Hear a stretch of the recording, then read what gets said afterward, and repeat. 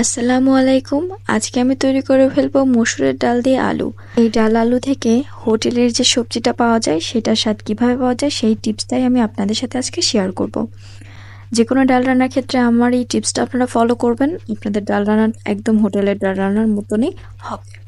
এটা তৈরি করার জন্য প্রথমে মরিচ পেঁয়াজ ভেজে নিলাম, তার ভেতরে আদা রসুন জিরা পেস্ট দিয়ে দিলাম, তার ভেতরে আমি প্রয়োজনীয় মশলা দিয়ে দিলাম, হলুদের গুঁড়া মরিচের গুঁড়া লবণ সবকিছু দিয়ে নিলাম এবং ভালোভাবে মশলাটা আমি কষিয়ে নিয়েছি, দেখতে পেয়েছেন ভিডিওতে।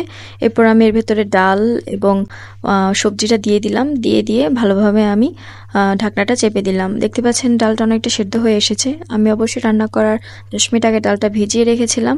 এই পর্যায়ে দেখতে পাচ্ছেন ডালটা সেদ্ধ হয়ে এসেছে এবং আলুটাও সেদ্ধ হয়ে এসেছে প্রায়। এর ভেতরে আমি আর খানিকটা পানি অ্যাড করব, করে এটা আমি চুলায় বসিয়ে দেব। এরপর আমি কয়েক রকমের মশলা নিয়েছি, শুকনো মরিচ তেজপাতা জিরা পাঁচফোড়ন এবং মশলা নিয়ে আমি ভেজে নেব। এটাই কিন্তু একটা টিপস, এটা সব হোটেলেই দেয়।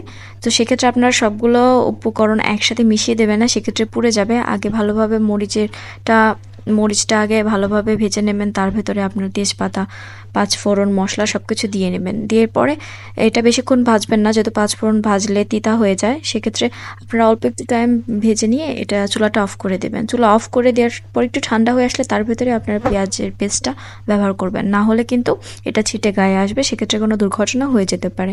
আমার এই টিপসগুলো ভালোভাবে ফলো করবেন, সেক্ষেত্রে ডালটা কিন্তু অনেকটা টেস্টি হবে। এখন আমি দেখতে পাচ্ছেন ডালের ভেতরে এই যে মশলাটা ভেজেছিলাম সেই মশলাটা মিশিয়ে দিলাম।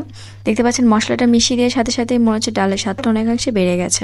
আমার ভিডিওটি ভালো লাগলে অবশ্যই একটা লাইক সাবস্ক্রাইব এবং কমেন্ট করতে ভুলবেন না। ধন্যবাদ।